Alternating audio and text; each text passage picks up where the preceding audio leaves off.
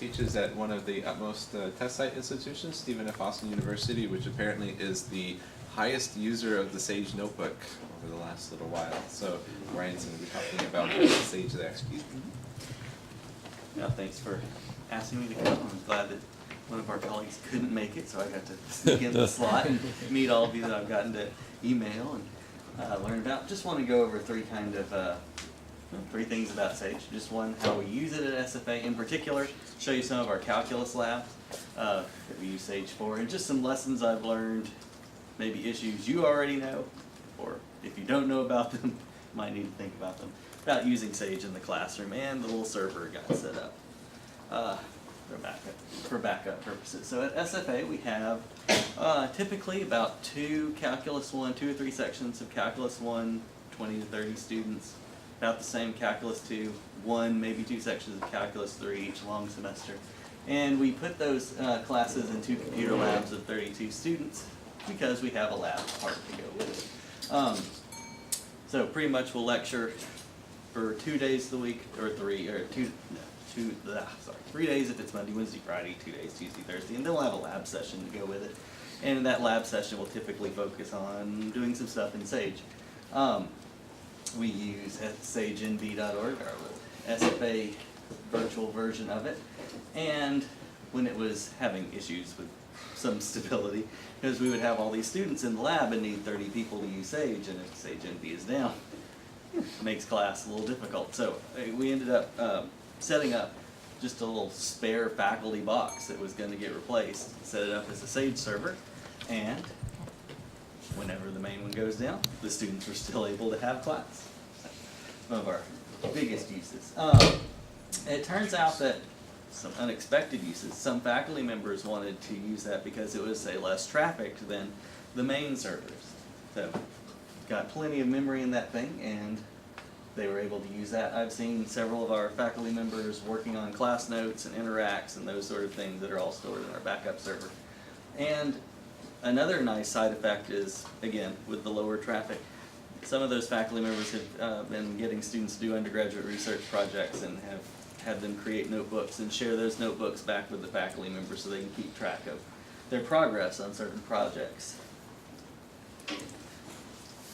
I was mentioning our calculus classes. Most labs involved with those courses have Sage. We'll use interacts and examples during the regular classroom lectures. We sort of switched over to Sage really about a year and a half ago, requiring it in the classroom for calculus classes, phased it in from Mathematica, and for the most part it was fairly seamless. Some of the same problems we had with Mathematica as Sage, well, really it was on the human end instead of the technical end. In linear algebra, we've had a couple of courses that used Rob Beezer's book, and they've really enjoyed doing linear algebra projects in Sage, including presentations at the end of the course, demonstrating some calculation. Tom has taught abstract algebra with some Sage projects, if I remember correctly, as well, with presentations in class. Did you use the Sage in the classroom presentations too? They didn't necessarily use Sage in classroom presentations, but I use Sage in the classroom. And one of our newest area is to enhance our content for our pre-service teacher courses. Some of the stuff I was working on yesterday was to improve our notes for the calculus for the middle school teachers, and Jane Long is also working on some Sage modules to put into even for the elementary school teachers. So it's one of our main service areas at SFA, being one of the larger teaching training institutions in the area.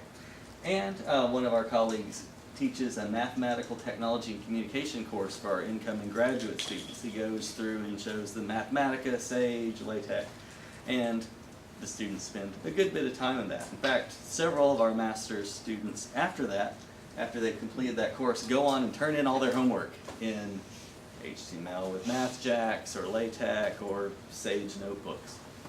So it's been really convenient for the professors afterward to get that nice material.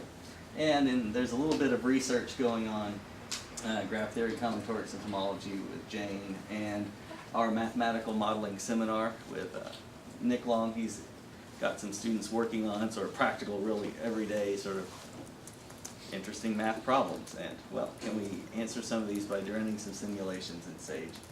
And we're generating some undergraduate research projects from the modeling seminar and just from other faculty member projects. So they're using those for Sage. So jumping to the second part, I haven't taught the Calculus 1 lab since we phased those over, but I have done the Calculus 2 and Calculus 3. Here are an example of what we would do over the course of the semester. Maybe 1 or 2 weeks we would do each of these. We'd start off, in Calculus 2 we basically cover 3 topics. First we do the techniques of integration, and then sequences and series, and then we go back and do applications of integration. Just so we can focus on, so we're sure we have enough time spent on sequences and series. It seems like often in Cal 2 that gets compressed more than what we really want. Feels much easier to compress calculating volumes of water towers and such, which used to be our main project in the lab before we switched the order. They were suffering in the sequences and series part. So first we start off with using Sage to do typical numerical integration. One of the more interesting ones that our students have difficulties with is using error-bound formulas on trapezoid rule, Simpson's rule. But it's really nice to get Sage to solve those inverse problems, to figure out how many terms you need. Basic properties of the zeta function, just getting them to think about sequences and series in new ways, infinite products. And at the end we have them do a presentation in PowerPoint after they calculate the various Taylor series, the Taylor approximations in Sage. Show them all simultaneously on a graph so you can see the approximations converging to the function. And also use Sage to estimate how far off each approximation is from the actual function. So there's a lot of good investigations involved in those. In Calculus 3, we've gone to fewer, perhaps ones like in Calculus 2, towards the beginning, we create a lab or have a handout with, okay, here's the code that does it, now modify it and create, modify the code to solve this new problem. Different function, different set of parameters. In Calculus 3, we've been moving to a little bit more independent thought, a little bit more detailed work. The last semester I did it, we had basically 4 or 5 main projects. The first was just to get them thinking better in 3 dimensions, to actually graph in Sage simple equations. Theta equals 2. How do you graph theta equals 2 from cylindrical coordinates in Sage? So it takes a little while to figure out how to do those parameterizations. But it prepares them for when we do later in Calculus 3, the real surface parameterizations. So they get a little experience earlier. When we do parametric curves, we have the building a racetrack project. So we have them basically pick their own parametric curves, line them up, give them some requirements. They must have this much of a change in height, for example, of the total. You must have this many curves. Just to show you an example of that,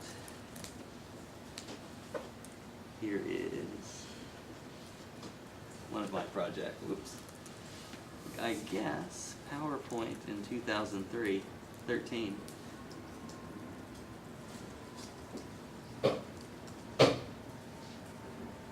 Still learning how to use Office 2013. Haven't found all the new bugs in it yet.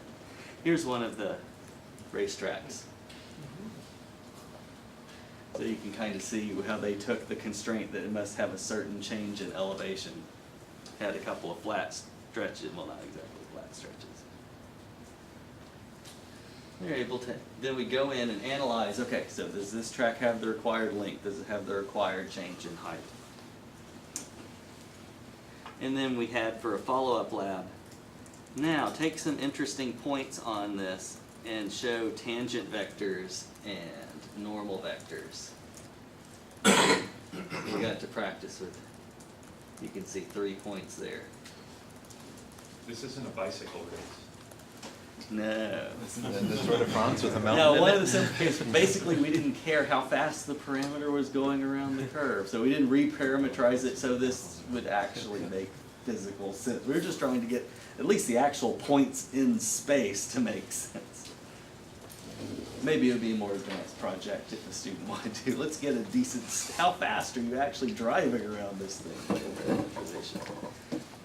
And so each student group would turn in something like that.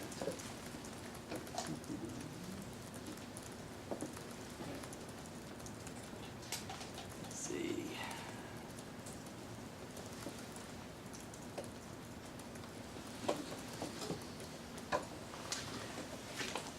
We were also finding that their 3D intuition need a little bit more improvement. So we took some surface, just contour diagrams, and said, construct the surface. Your choice of materials, etc. They came up with some really interesting and really pretty, innovative, different surfaces. I wish I could have brought some. There was some marshmallow mountains. There were some, I remember one someone made, it was basically just like little cones all stacked together in a grid was what the surface would indicate. And they took some cinnamon buns, cooked some cinnamon buns and sort of made them into cones. Edible math projects. It was a lot of fun. And using level curve diagrams. So we gave them, so here's what the slices in the X direction look like, here's what the slices in the Y direction, reconstruct the surface from it. So they made some really interesting projects. Not as much Sage, but we use Sage to generate those graphs. Yeah, so then, do you have available 3D printers? No, we do not. But there's some in this building. 3D lab. Yeah. Is there a connection for Sage to 3D printers? Yes. Any 3D scene you can export it to various formats, and one of the formats is a standard format that can be input to 3D printers. And I know this mainly because like 2 years ago in my Sage class, one of the student groups did their student project by taking a whole bunch of cool looking 3D figures that they made in Sage and then printing them on one of the 3D printers in this building. So, yeah, so it's fully doable. It has been for a while. Now we just need more 3D printers. Exactly. But they're starting to appear everywhere, right? They are. Yeah. Indeed. Well, maybe we could print out our Antarctica lab.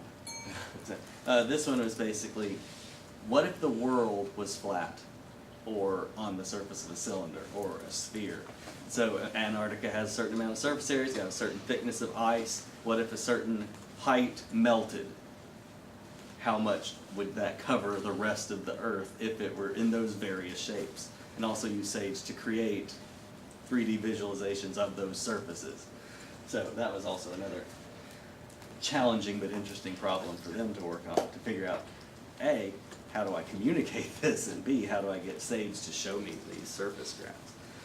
So, those were what we pretty much did in Calculus 2 and 3, and we're constantly tweaking these things to find new ideas. So some of the lessons that we've learned as we've worked on this, worked on Sage at SFA. Go back. How do you accept this work? So if we wanted to give, say, a Sage notebook and share it with the students that had, okay, so here's the sample code, now change the function and tweak some things and give us an answer. How do we get it back? If you look at my Sage directory, there's just, I gave them specific file name instructions that included the semester name, the semester, the course number, their name, the project number, all specially coding, so I can click the ordering so it'll sort it for me alphabetically. And I can figure out who I graded and who I haven't. Other faculty members created new Sage accounts on sfa.sagenb.org and said, well, this one's just for this class for this semester. I'm kind of curious how any of y'all have dealt with turning in Sage notebooks in efficient ways. Now that we're switching from the notebook to the cloud, I think that'll make things easier. I did the second one myself. Just Special accounts? Yep. Any other? Well, just that you said now that we're switching from the notebook to the cloud, that'll be easier. So I can implement something to make it easier, but I don't know what to implement. I haven't decided on how it will look or feel at all. And so if anybody could think through or sketch on a piece of paper or explain their dream for how to submit homework assignments after playing around with cloud so you can see how it works, then that would be incredibly useful to me. Save me a lot of time. Did you go over the problems we had with this, submitting? What happened with when students tried to submit and they shared published and stuff like Yeah. that? Working on to that. Okay. So, that's actually a big chunk, academic dishonesty. So how do we keep the students honest, make sure they're actually doing the work we want them to do? Oh, I'm sorry, let me So stop. does your school have a learning system as well, like Moodle? We do. So we could have them, another solution would be have them submit actual worksheet files, like in the Dropbox and D2L or Blackboard. D12 is like Google. D2L is our Blackboard, our Yeah. course system. That's another way, but then the faculty member would have to import them all. Although I really did appreciate getting to just edit their worksheets and say, making comments where there are mistakes and putting one colored cell, say at the bottom, with their grade and overall comment. That was a lot, that was particularly useful feature about say. Some of the issues we've had, unauthorized sharing. So, the way they turned it in was to share with the professor. Well, say they would share a notebook with each other and work on it together, and then say one would save as a copy, rename it, they turned them both in. When it was supposed to be an individual assignment, and they were told not to work together on it, say you were in the same room even. We've come across students doing that. Now these again are student issues, but just being aware that this is can go on. So and you'd this want is- a feature where, given a group of users that you sort of set up, you can detect, you would be notified if they're sharing particular things. That could be useful. Just I have mean, that one thing feature. I did once I got an administrative password was able to kind of go in and I could, let me see if this student has any shared notebooks Right. with somebody else. I see. So, but you have to again have administrative access to be able, and that takes some time to go in and double check But in you the current could- notebook system. You could just share by email those things. Right. And then You would even so never- there are ways you would around never it. notice Mhm. it. Would it be enough for you if the different labs were different in the sense of being the same but with enough differences so that they could share techniques but not the actual, couldn't actually copy results? Right, that is one workaround that we've done in certain upper level classes, but if you're just going for a regular old calculus 1 class, you're trying to do some standard things, maybe it might more effort than it's worth, I don't know, but it's a good thing to think about. But that's something that you might be able to implement, Mhm. which, so that it wasn't more work. But But I I don't think- know if it would be enough to make it different, the homework's genuinely different for different students. I think one of the technique he used was to take Yeah, based that's off the what student's it's ID number, put it into a certain transform, that would give certain restrictions for their particular problem, for. Yeah. for example. Yeah, this is really not a technology problem, this is a. Yeah, it's a, This, it doesn't matter what technology you're using, there's gonna be some people who will abuse the privilege of talking with somebody else outside of class. Right. mhm. So I don't know that the technology should really spend its time doing this. I think I gave up on saying individualized work and allowed sharing and made it a rule that you had to acknowledge the sharing and not get into police work. And I don't know that the people who are writing the sharing file should be working on police work with this kind of issue. I think it's really a classroom issue about wherever the sharing is. They could have them, they don't even have to do it technologically, they could just sit next to each other, which you do. Mhm. So that, I think it's really a matter of honesty and sharing rather than. And that's another thing we have to combat in the labs themselves, Right. is the just staring at the neighbor's paper or Yeah. screen and working. Reuse of labs from previous semesters. Seen that crop up, even when we change some of the conditions, say on the next semester. They used last semester. Again, this is things that you see all the time. But say, for example, with a faculty member who's not as experienced as us in dealing with SAGE and some of these issues, they're kind of surprised when these kind of pop up for the first time. Persistence of published versus shared. Like one semester, a solution we used was to get it out to all the students, we just hit publish instead of having to keep track with all the usernames of all the students for that particular semester and then share it, just copy and paste all the usernames in. We just hit publish. Well, now the people the next semester, unless we unpublish them, can see what they did. You get friends to go ahead and work on them for you. sometimes we have really suspicious minds, where it's easier for a student to just use a previous lab than do the work themselves. But actually, it'd probably be easier just to do the work yourself than worry about figuring out a way to do it. There's all kinds of search engines that'll find the problem for you. So, Google will do it easily too. Just have to put the words in, it comes up. I think I already mentioned some of these dissemination and collection issues, sharing assignments to the entire class. Yeah, we did the publish. But sharing was a bit inconvenient because we had to collect all the usernames, and unless there's a pattern to the way you tell your students to set up their usernames, you can get some really interesting usernames to save and keep track of all of your labs. And like I mentioned earlier, the feedback via cells and inserted color text cells, really useful, really useful. And I noticed at SFA we really had two kind of competing visions for lab assignments, and I hinted at this a bit earlier. One is just to introduce the concept, give some sample code and examples, and expect them to solve related questions, maybe tweak the code, things like that.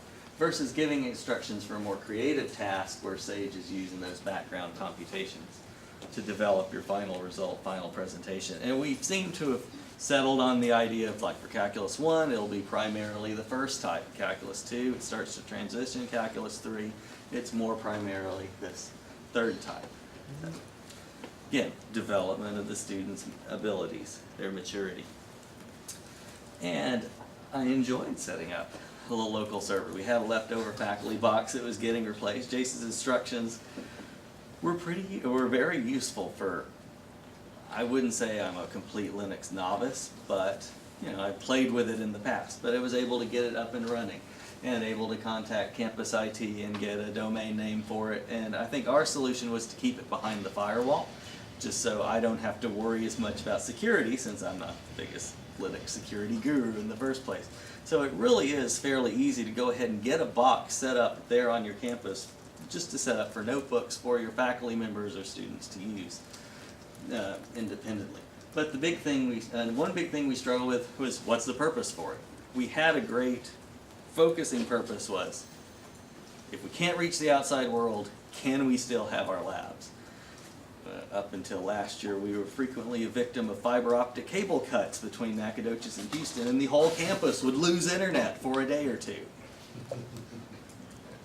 We're in the sticks.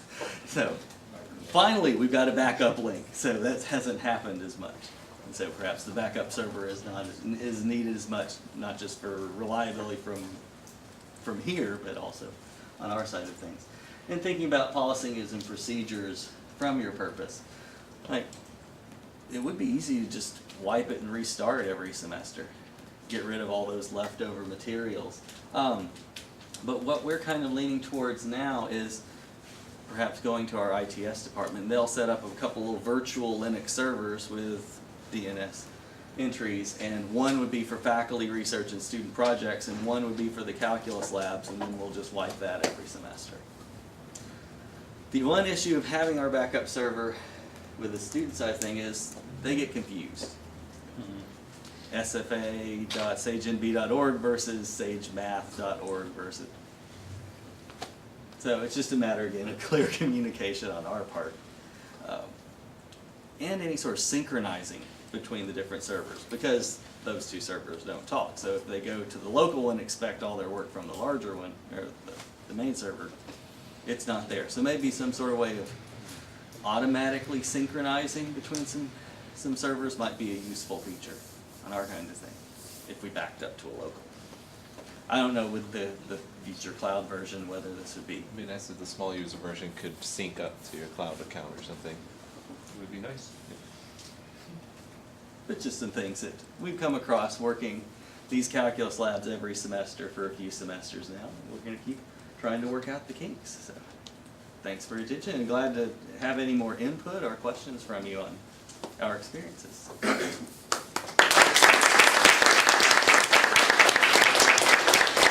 Questions? Just comment that Sure. thank you guys for really doing a robust kind of trial of this kind of thing, because this kind of feedback, I mean, some of these things are things that are only true with any computer system, the intellectual dishonesty kind of issues. But, you know, you need trial sites to really do a lot of stuff to see how it works in a real environment, so thank you all. Yeah, I'd be glad if you wanted to contact us later about our experiences too. Tom? Yeah, just where we were before, I think you mentioned this about Mathematica. We had a site license for Mathematica, but it was the site license where we could only use in 2 labs. Students couldn't take it home with them. And, you know, then they had to turn in stuff. And we've come so far with Sage, and it's just offered so many more possibilities. And typically when I approach students, you know, well, how do you like Sage? And what I'm thinking is, do you like it more than Mathematica? Less than Mathematica. And, you know, oh, I really like Sage, right? You know, I like it because of the Python. And the other camp is, I hate it. And you ask them, oh, really, why? And you start probing it. Well, it's better than Mathematica, but I hate having to do anything on the computer. Right. Yeah, well, they don't want to program. Right, They yeah. don't want to program. So how much interaction do you have with the other programs, departments, on their use of Sage? Because one of the things like Mathematica has their hands in every department. And so if you're the only one using Sage and everybody else is using Mathematica, then the students say, why do I have to learn 2 different systems? But we don't actually have a campus-wide site license. We just had enough for the seats in the computer lab. So we would go in and buy enough seats for the labs of the new version. So we haven't really talked much to the rest of the campus about what they're using for their computing needs. The main conversations we have had is with statistical packages. So, do you have if you talk to engineers? We it's don't gonna have be an MATLAB. engineering program. That's the. But on the other hand, Sage Physics. works, the front end is MATLAB. Mhm. Physics is more likely to be mathematics. Yeah. But engineers seem to have universally adopted MATLAB. Mhm. Just to follow up on that, I had a much easier time selling it because the students like Sage better than Mathematica. And I think that's more to do with instruction than anything. But I like to believe that there are a lot of nice fringe benefits. You know, if you do learn a little Python, if you do learn a little bit about getting under the hood, that's great. And so they will go to other departments and say, how do I do what I did in my Sage worksheet in Mathematica? And then it sort of snowballs from there. And then when the dean says, how much is this going to cost again? There's always a smile after that. So. Well, one opening we do have is our college regulation is kind of strange. Computer science was in the College of Physics, so now they're going to join us in the College of Sciences and Mathematics. So, yeah, we may be able to sell them on some of on Sage and even maybe get them to help develop Student projects, probably. Let's thank Brian again. Okay, so we'll take a